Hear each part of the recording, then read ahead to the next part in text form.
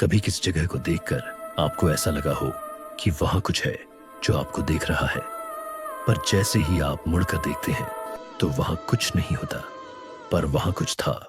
और ऐसी ही एक कहानी है नैनीताल की झील के उस पार की। कहते हैं उस झील की खूबसूरती के पीछे एक ऐसा सन्नाटा है जो सिर्फ उन्हीं को सुनाई देता है जो किसी न किसी दर्द में हो। और इसी सन्नाटे में छुपी है एक ऐसी दास्तान जिसे सुनकर लोग अब भी उस रास्ते से गुजरने से डरते हैं। तीन दोस्त आदित्य, राघव और निखिल दिल्ली से नैनीताल घूमने आए थे। उनका मकसद था कुछ दिन शहर की भागदौड़ से दूर झील के किनारे सुकून ढूंढना। शुरू में सब सामान्य था। सुबह झील के किनारे कॉफी के साथ और शामें पहाड़ों की ठंडी हवा में हंसी मजाक के साथ बीतती रहीं। पर कभी कभी शांति के बीच जो चीज सबसे ज्यादा खलती है वो है बहुत ज्यादा सन्नाटा। तीसरे दिन दोपहर को उन्होंने होटल के रिसेप्शन पर पूछा, यहाँ कोई कम भीड़ वाली जगह है क्या? स्टाफ ने मना किया। फिर भी उन्हें एक पुराना रास्ता बताया, बोवाली फॉरेस्ट रूट। लोगों का कहना था वो इलाका कई सालों से बंद पड़ा है, वहां शाम के बाद कोई नहीं जाता। लेकिन दोस्तों की जिज्ञासा ने डर पर जीत पा ली। वे निकल पड़े उस पुराने रास्ते की ओर। सूरज धीरे धीरे ढल रहा था। पेड़ों के बीच से छनकर आती नारंगी रोशनी धीरे धीरे राख जैसी ग्रे होती जा रही थी। करीब शाम के 7 बजे उन्हें सड़क के किनारे एक जंग लगा गेट दिखाई दिया। गेट पर लिखा था सेमेट्री हिल, एंट्री प्रोहिबिटेड। लोहे की जालियों पर काई जमी थी और अंदर से आती हवा में मिट्टी और पुराने फूलों की गंध थी। कहा जाता है यह कब्रिस्तान अंग्रेजों के जमाने का है। 1940 के दशक में जब यहां भूस्खलन हुआ था तो पूरी कॉलोनी मिट्टी में समा गई थी। उस हादसे में लगभग 150 लोगों की जान चली गई थी और तभी से ये इलाका मृत आत्माओं की बस्ती कहलाने लगा। आदित्य ने गेट को धक्का देकर खोला। लोहा चिरचिराया जैसे किसी ने नींद में करवट ली हो। अंदर चारों ओर टूटे हुए क्रॉस, झुके पेड़ और धुंध के बीच कब्रें जिन पर तारीखें धुंधली थीं, लेकिन डर साफ था।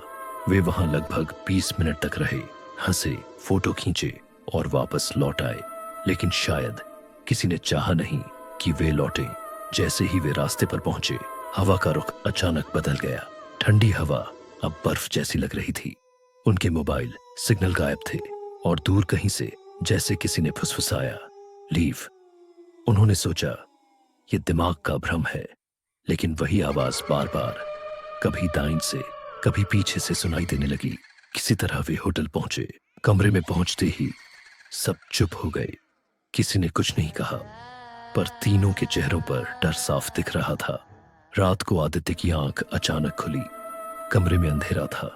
उसने महसूस किया जैसे कोई उसके बिस्तर के पास खड़ा है। धीमी सांसें और एक ठंडी हवा का झोंका। उसने बत्ती जलाई। वहां कोई नहीं था, लेकिन शीशे पर धुंध जमी थी और उस पर लिखा था तुम्हें नहीं आना चाहिए था।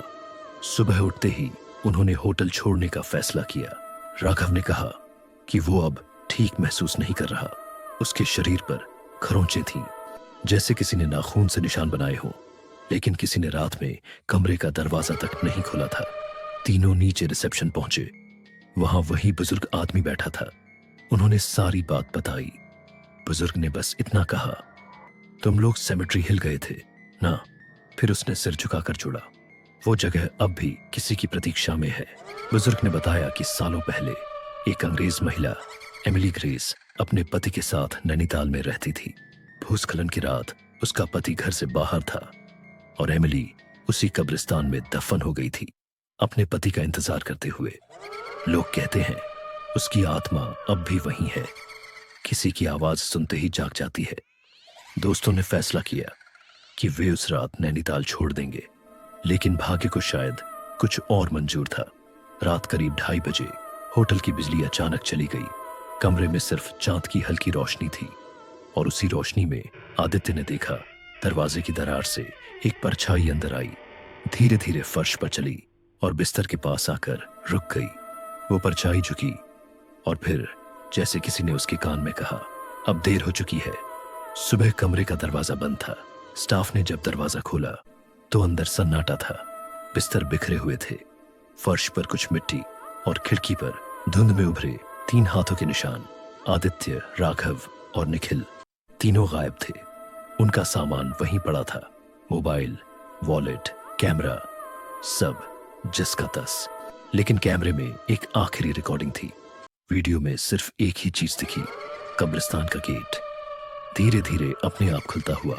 पुलिस ने खोजबीन की, पर तीनों का कोई सुराग नहीं मिला।